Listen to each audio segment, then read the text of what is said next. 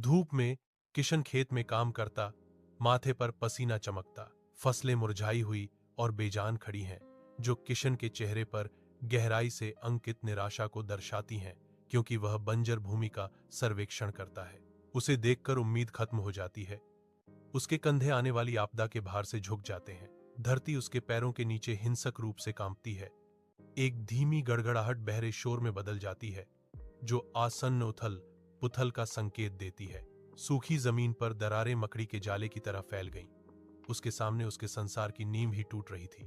गहराई से हल्क निकलता है। एक राक्षसी आकृति टूटी हुई धरती से उठती है, जो हमेशा के लिए किशन की नियति को बदल देती है। एक उज्जवल धूप के नीचे हल्क और किशन एक साथ हरे भरे खेत में खड़े हैं, जो उनकी साझा मेहनत और नई शुरुआत का प्रमाण है।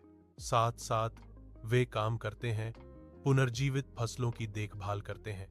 उनके आंदोलन हरे डंठल के कोमल झुकाव के साथ सामंजस्य में है। हंसी पूरे खेत में गूंजती है, क्योंकि वे कहानियां साझा करते हैं। अकल्पनीय दोस्तों के बीच का बंधन हर पल गहरा होता जाता है। सूर्य लंबी छाया डालता है, क्योंकि वे रुकते हैं। किसान और हरे विशाल के बीच शांत सौहार्द का एक पल कथन।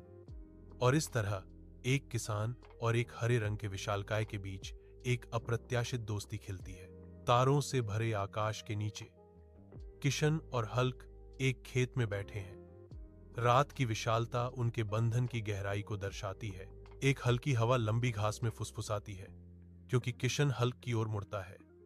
उसकी आवाज स्नेह से भरी होती है। तुम मेरे सबसे अच्छे दोस्त हो, हल्क। हल्क मुस्कुराता है, उनके अद्वितीय संबंध की एक मौन स्वीकृति। उसकी आंखें ऊपर टिमटिमाते सितारों को दर्शाती हैं। किशन कहानियां सुनाता है, उसकी आवाज भावना से भरी हुई है, जैसे हल्क ध्यान से सुनता है। उसका विशाल शरीर स्थिर है, लेकिन उसकी आंखें समझ से भरी हैं। उन्हें एक समान आधार मिलता है। उनकी दोस्ती मतभेदों से परे है, क्योंकि हल्क ताकत के करतब दिखाता है, जिससे किशन आश्चर्यचकित रह जाता है।